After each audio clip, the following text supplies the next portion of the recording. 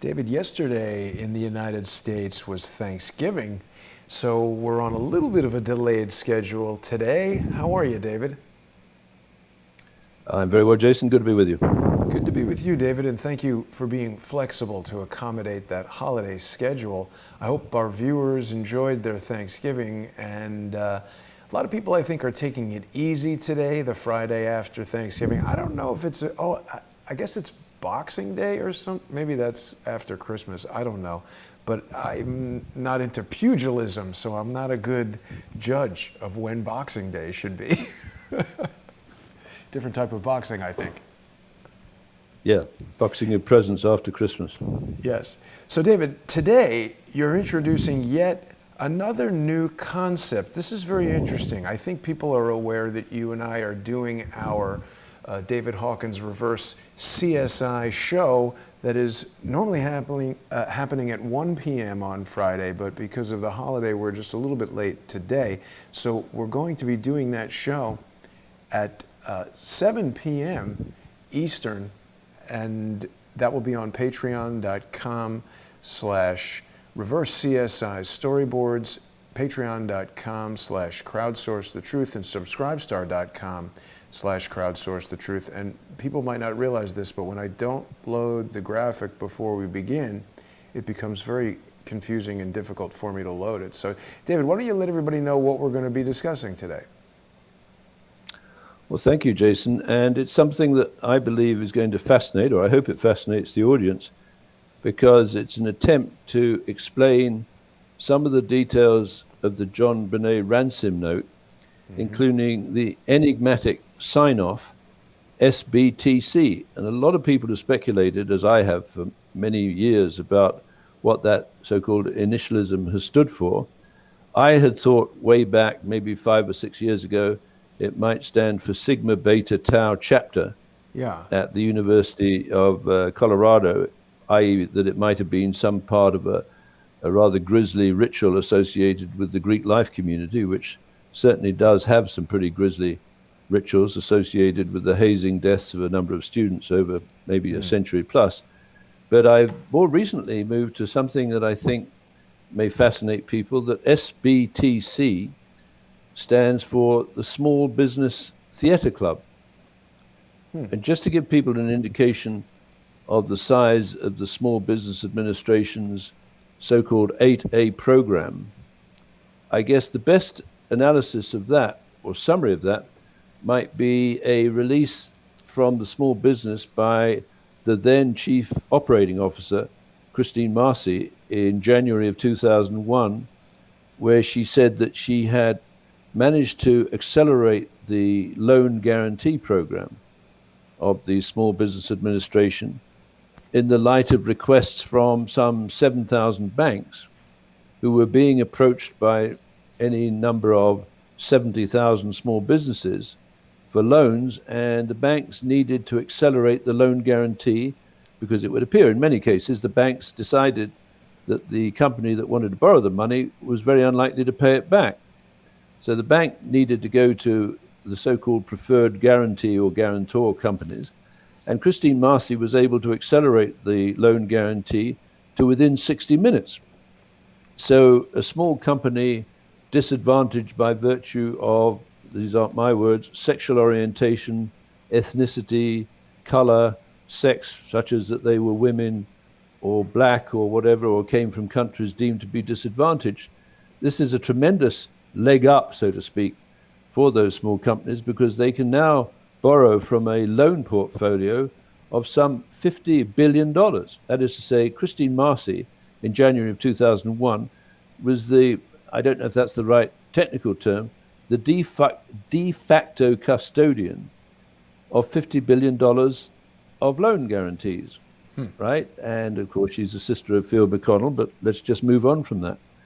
What that meant is that in an exercise such as Amalgam Virgo or Global Guardian, if the said small business, let's say hypothetically it might be a company called Base One Technologies, which is a protege of Serco, decided it wanted to participate in a war game exercise, like Amalgam Virgo in 1st and 2nd of June of 2001, or Global Guardian in the 10th to the 12th of September, they might very well say, well, we've been asked by Boeing if we could participate in a simulated exercise during the war game, and we think we need, let's say, $1 million or $2 million in order to be able to provide that service to Boeing, our mentor company. So very nicely, any one of those 7,000 banks could call up the loan guarantor, selected by Christine Marcy, and say, we need a $1 million guarantee in less than 60 minutes in order to help this company participate in the exercise of 911, where the said company, for all that the lenders know, may be visualizing turning a simulated exercise, which would include an attack on the Pentagon, into a live fire event, which, as it did, killed Captain Gerald DeConto and 125 of his colleagues. So let me back up. This is obviously, well, for me, it's very obviously a fraud, and a very dangerous fraud, because you now have, I think, upwards of 70,000 small businesses with a loan portfolio of $50 billion and a loan guarantee that they can get in under 60 minutes to jump into an exercise and take it sideways, as happened on 911. So now going back to the cover, your introduction, with the front page there, yes, you can see there is a ransom note that is about 3 pages, which is extraordinary for a lot of ransom notes. I believe is 2 words, $118,000 in the bank tomorrow, etc. These clowns, they write a 3-page ransom note. Yeah. And the great mistake of these people is, and I don't think they have an A-team, which is very encouraging for us, is they reveal a great deal of information about what they think they've got with the custody of little John Monet Ramsey, the 7-year-old girl. Let me just jump quickly to the chase, because we're talking torture here. And I'm sorry if I upset people, but Americans need to be upset, because this is a cold case, clue-rich cold case. Everyone should be beating on the doors of the FBI or whoever to solve this case, because it's of strategic significance to the survival of the United States.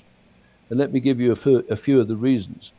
The ransom note asked for $118,000. Very odd sum for ransom.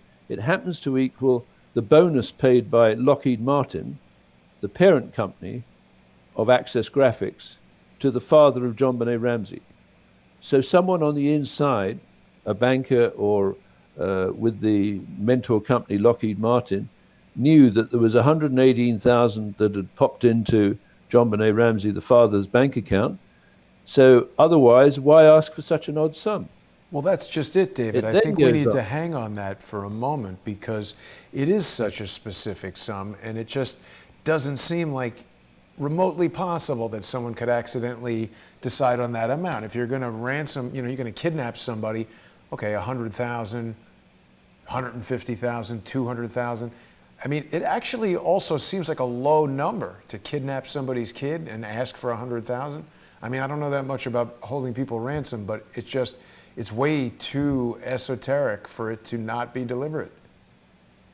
Right, but if you were into that time frame that you wanted basically everything handled in 60 minutes, for example, right? If you knew that it was 118,000 sitting in John Monet Ramsey's father's bank account, you might as well ask for that, because he can go to the bank, pick it up in notes, and you can have the money the following day. I wonder, though, can you even take that much money out of the bank like that? I mean, I think usually if you want to take more than like $5,000, it becomes a whole thing. No? All right, but look what he says. You will withdraw $118,000 from your account. $100,000 will be in $100 bills, and the remaining $18,000 in $20. That's very specific. It's not me that wrote that. No, yeah. Well, right. Somebody was emailing me the other day, David, saying that, you and I are full of it, talking about this, that the murder's been solved. It was the brother hit her on the head with a flashlight and she fell down the stairs, and the mother wrote this note. Didn't seem like a very thorough debunking of the information and explanation that you've offered, but I forget who emailed me that. What do you think about those statements? Well, that is nonsense, because the poor little girl, right, she was garroted. That means there was a whipcord around her neck, and if you look at the knot, and I'm not a military guy, but it looks like that was an expert strangling cord built by someone who knew how to build strangling cords, right? Certainly the brother would not do that. It No, it also, her skull was fractured, right? And I'm thinking, well, maybe that was a speculum, used in late delivery, and I'll come to that, right?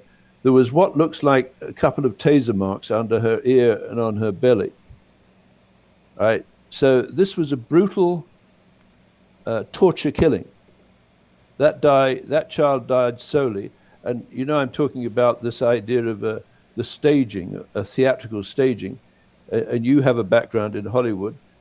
I think the crimes associated with the murder of Barry and Honey Sherman, and I'm not changing the subject because I'm talking about the MO of the criminals.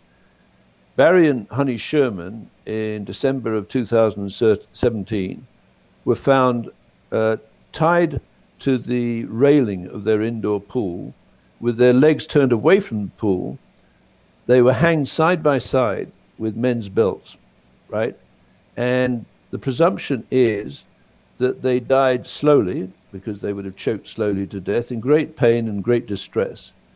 And when the Toronto police arrive, someone injects a message, let's call it an artificial reality message, into the Toronto police's communications network, and we can come to who might have done that, which said this was a murder-suicide. It's very, very obvious that whoever, assumed a professional cops, they arrive at that crime scene, they would have seen that the wrists of the victims had been tied, apparently with some kind of plastic restrainer, and the plastic restrainer had been removed from the crime scene.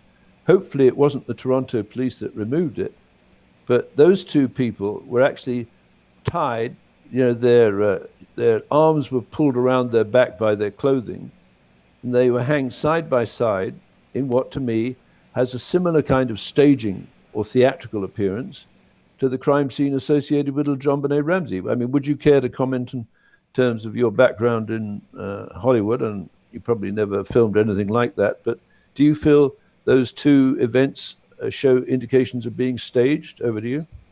Well, they definitely share similarities. The fact that both JonBenet Ramsey and the Shermans were bound seems like a very specific aspect of the crime. I mean, there's a lot of weird things about it, David. If you were trying to kidnap the child for ransom, killing her does not make sense because the idea is you want to give her back to the family and get the money. Now, this person who emailed me, I didn't pay too much attention to because it felt like what they were saying was totally wrong, but I had forgotten some of the things that you and I have spoken about over time. This is the garrote that's found. I mean, it's got her hair wound up in it, which indicates to me that this was used in a violent struggle. And also, I agree, as you point out, this knot seems very specific to creating a strangling cord so that the rope won't break. This looks like a way of distributing the pressure across a lot of the rope here. It looks to be beyond the skill of, I don't know, how old was the brother, like 10? I mean, he's a little kid. 7 or 8, I think. Yeah, he's a little kid. And I mean, yeah, sure, doing something stupid and the sister falls down the stairs can happen to any family in a very unfortunate set of circumstances, but it doesn't explain the taser marks, the burns, the strangulation. You've pointed out so many things about this horrendous episode that cannot be explained away. Not to mention the brother is an adult now. Yeah, what about this? Drawing on her hand. We've spoken about that before. What is that? Well, someone has suggested that it's similar to the symbology used by Podesta, on his hand. Fish. Remember that right. we did, yes, the fish. So that may be a fish associated with a network of pedophiles, but I don't want to get too deep into that for the moment. The important thing to me is both of those crime scenes, for me as a non-expert, and this term expert is very interesting, because under that Daubert principle or Daubert motion, that was developed, I think, in the 1991, 2 or 3, by a man, I believe his name was Jason Daubert, right? And the courts decided that the evidence or the witness presenting evidence on behalf of the plaintiff was uncredentialed, and therefore the judge could throw that witness's evidence out. Now, the problem is, and I think the American justice system has been corrupted in a sense, or destabilized, is most judges and most lawyers, and I don't want to be totally rude here, but slightly rude, are scientifically illiterate. That's As you true. know, I talked a great deal about ground truthing, a theory.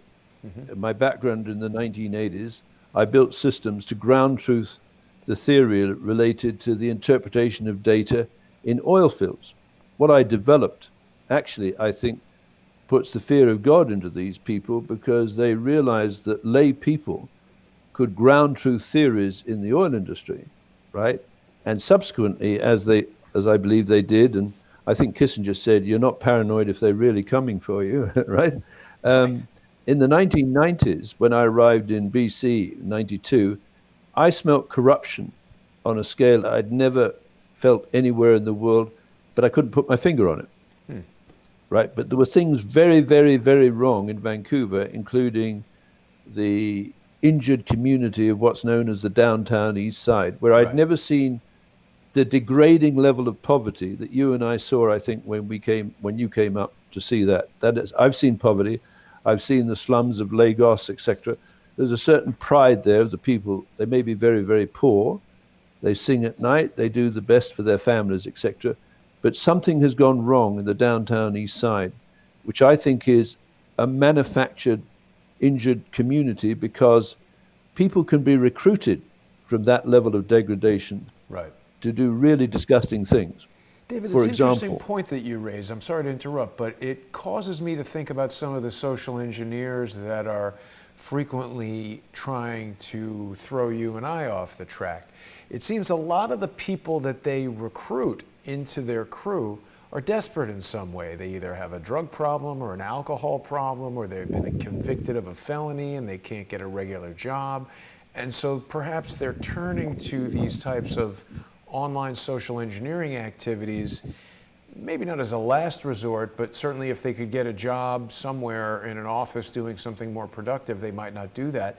And then the other thing I observed that they try to do is take a target, someone like me, and try to get that person into a desperate situation. I think what they want is to co-opt someone with credibility who's, let's say, a social media influencer, as it were, and then covertly transform that person into an agent so that the viewers and the people that listen to that person can be socially engineered and they can convey their message through that person. So part of the reason why I think you and I have been so persistently targeted by their activities is that we do whatever we want. We don't have some corporate sponsor telling us what to do. We don't have a radio station or a TV station or some boss telling us what to do. You and I get on the phone. You raise something like this Daubert standard or whatever this is that I never even heard of before this afternoon. And suddenly we're talking about something very interesting. So let's talk about this a little bit more. This Daubert standard, basically for people who maybe don't quite get it, this is the standard by which expert witnesses are judged. And ironically, and I think perhaps the aspect of it that's caught your attention, is that the people presiding over who is or is not an expert are themselves not experts. you've nailed it, you see. So, for example, I've written an application for a patent that describes a deductive computing machine, which basically uses ground truthing to determine the proof of a theory against which the data has been measured. And I did that for the oil field interpretation back in the 1980s. And it was well regarded throughout the community working in artificial intelligence in the UK. And I actually built a system, therefore I'm an expert, on ground truthing big data sets against a given application such as the oil industry. What I didn't realize back then, exactly the same technology applies to crime scene investigation. Right. But there are people out there who surround us and denigrate myself and my achievements, and they say, you're not a forensic economist, you didn't get a scholarship from Cambridge University. But What none of them do show any interest at all in the outcome of a ground truthing, for example, ground truthing the attack on the Pentagon, where you can see that the attack on the Pentagon punched a hole through 8 walls of the Pentagon into the inner courtyard. And if you try and ground truth the characteristics of a Boeing passenger jet and work out could a, and I'll give it the American pronunciation, I mean, we Brits would say aluminium, right? An aluminum hulled passenger jet weighing 100 tons is supposed to have flown across the Pentagon lawn at 500 miles an hour and 15 feet elevation and punched a hole through 8 walls, creating 1.5 tons of debris in a perfectly circular hole on the inner wall of the Pentagon. So I said, way back, I remember, I said to Mr. David Swigert, I said, well, whatever you think of me, Mr. Swigert, apparently you worked for the United States Air Force, can you explain what might have created that hole? Because it certainly isn't a passenger jet. Now, he has no interest at all in answering that question, which when you think of it is pretty fundamental when you're trying to develop a theory of what hit the Pentagon and how it hit the Pentagon. Yeah, there you are. That's a 12-foot diameter. I don't know. I'm estimating maybe 1.5 tons of debris. So the ground truthing of their theory of what hit the Pentagon shows that their theory is false. Yeah, I don't think they're about actually having a theory or even engaging in a real conversation. No. They just want to throw out a lot of nonsense and crap to get people to not pay attention to what we're saying because they have some other message that they want going out about almost everything. So I can put a theory together of, for example, using various patented devices, including the Lockheed Martin rocket-boosted hardened penetrator bomb, that would create a hole exactly like that. Now, isn't that interesting? Because Lockheed Martin was the owner of Access Graphics, right, in December of 1996. And the Lockheed Martin directors, including Lynn Cheney and Norman Mineta, who was, I believe, Bill Clinton's Commerce Secretary, and was the only cabinet level holdover into the Bush administration, where he became Transport Secretary, where these two, Lynn Cheney and Norman Mineta, were directors of Lockheed Martin that presumably signed off on the $118,000 bonus to John Bennett Ramsey's father, John Bennett Ramsey. Now that suggests to me that there is an inside network particularly interested in such subjects as, I believe, the seminar taught by Bernardine Dawn at Northwestern University, Torture, Paradigms, and Practice, right, which would indicate that there is a network that is using torture and entrapment and blackmail to get people to behave in a manner that they would not ordinarily behave as loyal or patriotic Americans. Now, how deep and how wide is that network? Well, let me just remind people of what we found out. Well, we didn't find out, I think we knew before. When you came up to Vancouver and we visited 425 Carroll Street, the premises of StarNet Communications, let's just do a little reminder of what we know about StarNet. StarNet was founded in 1996. And by 1999, the time of that 100 law enforcement officer raid, they had built a business in hardcore adult and child pornography into 60 countries. It was a giant operation. Yeah. Probably one of the biggest and most intimidating and terrifying criminal organizations the world has ever seen, because everyone who was involved, now, stripping of context, I guess there's many, many reasons why someone might have appeared in an image of child abuse, including they were drunk, they were drugged, they were put in a bed in a hotel beside a child, etc., etc. But what I'm saying is that by 1999, the time of the raid, StarNet had established a global hardcore adult and child pornography entrapment and blackmail racket, where the victims are not just the poor child or the mother who might have gone into the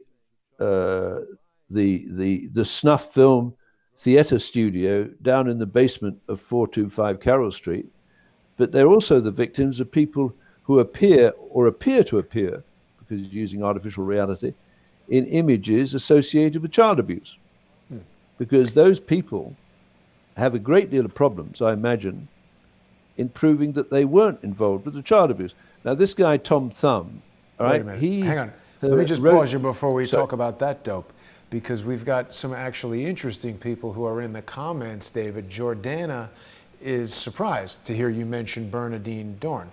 So before we start talking about Tom Thumb, who is a foolish social engineer, let's address Jordana's question, because Bernadine Dorn, as you told me before we began, has something directly to do with this Daubert standard for expert testimony, doesn't she? yeah, absolutely. So very briefly, Bernadine Dorn is the leader, because Bill Ayers is just a cipher, right? The really dangerous party in the Weather Underground organization was Bernadine Dorn. So they were on the run, I guess, in the 1970s.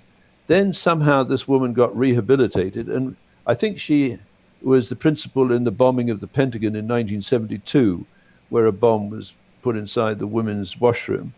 But in 1980s, she somehow migrates as a terrorist boss into the law firm Sidley Austin, which is a principal practitioner for its very wealthy and powerful corporate clients of the Daubert defense. So if you sue a pharmaceutical company for releasing a drug that gives you homicidal ideation or whatever, and you go out and kill someone, and then you sue one of these pharmaceutical companies, they will retain a law firm like Sidley Austin, and Sidley Austin is a long-term practitioner of the Daubert defense, where they undermine the plaintiff's expert witness by saying that expert witness is not reliable, they've got a bad history of doing this to children or whatever it is. So any kind of technique to undermine the expert witness of the plaintiff actually contributes to the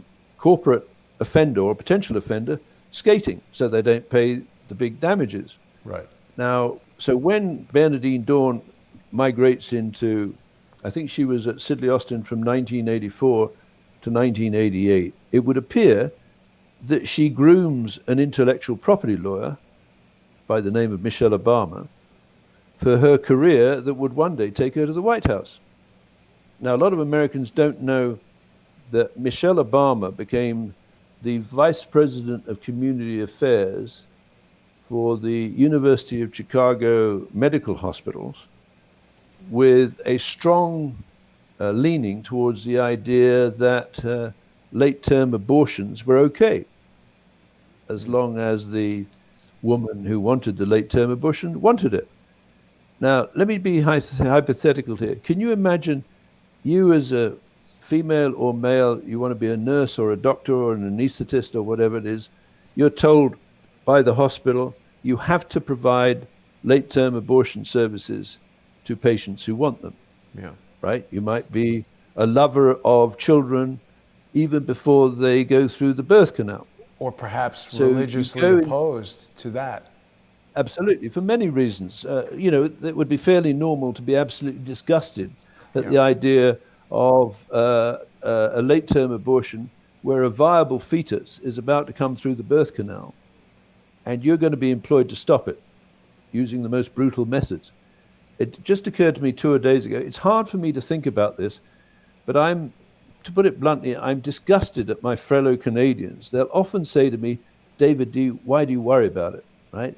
And I'm saying, these children about to be born have been taken to torture studios at 425 Carroll Street, and someone, a man or a woman who gets their kicks out of that way, could have rented a studio down in the basement and procured through pimps like Ghislaine Maxwell or whatever, access to a mother who's about to deliver a child, and that individual who's flown in and is staying at a 4-star or 5-star hotel actually participates in the late-term abortion of a child that would otherwise be viable. Now, Michelle Obama is an intellectual property lawyer, so she would be well qualified to learn how to guard or take custody of child abuse images that might later be used to extract or extort favors from her husband or from anyone else in that loop in Washington, D.C. And the power of these people, the hidden power of people like Michelle Obama and Bernardine Dawn, is infinite, because the people whose images they have, of the kind that I believe were developed at Starnet at 425 Carroll Street, is infinite, because those individuals will rather die than be exposed as someone who participated in a late-term abortion, perhaps to get some kind of sexual kicks out of it. Well, David, let me propose this, because, again, we're on this sort of path where perhaps someone who's listening to the show who maybe hasn't seen before your theories, your process, some of what you're saying sounds quite fantastic and far-fetched, but actually, it's not. Because we're talking about Bernardine Dohrn and Bill Ayers, the Weather Underground, who basically murdered Sharon Tate and made a point of not just murdering her, but sticking a fork into her stomach while she was pregnant. So killing babies is something that they like, that they want to do. Bernardine Dohrn is absolutely crazy. The fact that she's allowed to be a teacher and not in jail is amazing. The other thing that I found particularly interesting about this topic that you've raised today that I never heard of before, this Daubert standard for expert testimony, is particularly relevant in the case of Bernardine Dohrn and Bill Ayers, because Bill Ayers famously walked out of his trial having been found not guilty due to a technicality related to the evidence. The FBI had not properly preserved the chain of custody, or they had somehow violated his rights in the course of the investigation. So he walks out of the place saying that he's guilty as hell, but free as a bird. So for Bernardine Dohrn to be focused on legal technicalities in her pursuit of studies of the law makes quite a lot of sense. And also, we're talking about the murder of a baby. So, it brings me back to this John Benet Ramsey murder. Who the hell would do that? I'm not saying it's good, but kidnapping somebody and asking for money is different than murdering and brutally murdering a child like this. Is like kind of one of the most horrendous crimes you can imagine. And then we connect to this image of John Podesta with the fish on his hand. John Benet Ramsey has what certainly looks like it could be a drawing of a fish on her hand. I don't know what that means, but it's certainly weird. And then while we were talking, David, I found this article. I don't know if you've seen this. This is from the National Review, and it's questioning, did Barack Obama and Bernardine Dohrn and Michelle Obama all work at the law firm at the same time? And this is Ed Whelan wrote this in October of 2008. So this would have been before Obama was president. So somebody was investigating this at a time when Obama wasn't as powerful as he is today. But this author tells us that according to Sidley's managing partner, Bernardine Dohrn didn't get admitted to the bar in New York or Illinois because she wouldn't say she was sorry for her acts of domestic terrorism. What do you think of that sentence, David? Well, it's entirely consistent with a body of psychopaths being moved through the system as a result of fear. That is to say, they've developed these extremely sophisticated entrapment skills, where people otherwise innocent are going around the world. It might be Bill Clinton going to a Rhodes Scholarship in Oxford and getting kicked out for rape, etc., etc. But at the end of the day, they're focusing on high flyers. And by the grace of God, whatever reason, they decided I wasn't going to be a high flyer, even though I knew more about artificial intelligence than anyone in the community in the research center at Ridgefield. But the point is, I think our break has come because you and I and some of the people we've worked with historically have not been seen as high flyers in terms of exposing the Daubert fraud, these mass casualty events or crime scenes, until it's too late. And I get the impression that you are being surrounded by crocodiles snapping at your heels, as I am. They're trying to reduce our credibility because what scares them more than anything is if you and I and the people who know us and enjoy the work we do become recognized as uncredentialed but viable expert witnesses. That is to say, you don't need to find a credentialed witness in the areas of artificial intelligence algorithms used to determine the prohibited and permitted dwell time of prisoners at a crime scene, simply because probably I'm the only one that exists. If you say to a judge, would you like to take a look at this patent, application by Jerome Lemelson, which uses artificial intelligence, expert systems, fuzzy logic, or some other word, algorithms, to track prisoners through crime scenes, the judge is most likely to tell you, what are you talking about? Right. However, that's exactly the technology that was used, I believe, by outfits like StarNet and Serco to move prisoners through the prison system of the United States, which from 1984 or 1988 right through to the time Christine Marcy became Chief Operating Officer of the Small Business Administration, I would say all the key movements of prisoners of the type who might be tempted or persuaded or rewarded for torturing little John Benet Ramsey to death, or the Shermans in their Toronto home, the movement of those prisoners, I believe, was handled to a large extent using artificial intelligence algorithms, vetted or controlled or influenced by the sister of Phil McConnell, Christine Marcy, who is basically flying the most dangerous men and women in the United States through to crime scenes or trial or incarcerations, et cetera, over to you. Yeah, sorry to interrupt you there. We're almost out of time here with our preview show on YouTube and Periscope and DLive. We're not on Facebook because these malicious social engineers have attacked several of the videos, and depending on the policies of these different companies, there's no way to get in touch with Facebook and try to contest this. They give you very little information about it. But in just about little less than 25 minutes, you and I will be starting our regular show on patreon.com/reverse-CSI storyboards and patreon.com/crowdsource the truth. I love it when we go off onto these tangents, and it always results in some interesting conversation.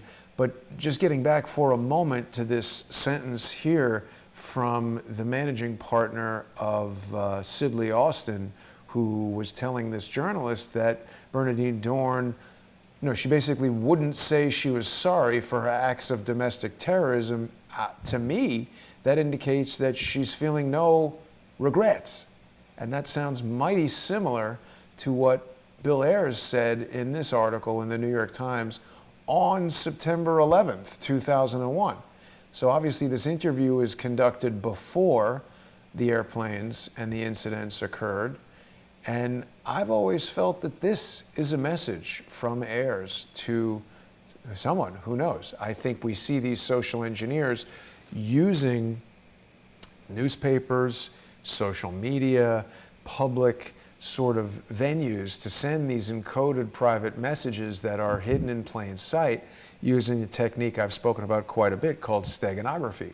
I mean, you read this article, you think it's just an article about an aging terrorist, but somebody who knows what he's talking about, if there is in fact a message there, might be able to get it. And the thing is, while we're talking about standards for testimony, everybody on the internet who's talking about suing everybody, they're super into discovery, like discovery is this big thing.